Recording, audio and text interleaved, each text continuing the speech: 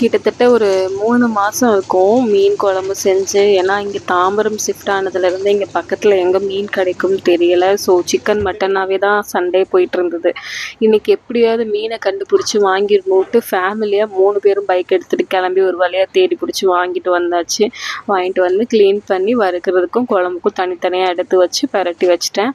அதுக்கப்புறம் கடாயில் எண்ணெய், கடுகு, வெந்தயம், சீரகம், சின்ன வெங்காயம் நல்லா வதங்கினதுக்கப்புறம் பச்சை மிளகாய், பூண்டெல்லாம் சேர்த்துட்டு தக்காளி மட்டும் அரைச்சி சேர்த்துக்கிட்டேன். அதுக்கப்புறமா மசால் தூள், வீட்டில் அரைச்ச குழம்பு மிளகாய் தூள் தான் முழுக்க நான் சேர்ப்பேன். ஒரு கொஞ்சமாக தனி மிளகாய் தூள் கலருக்கு மட்டும்.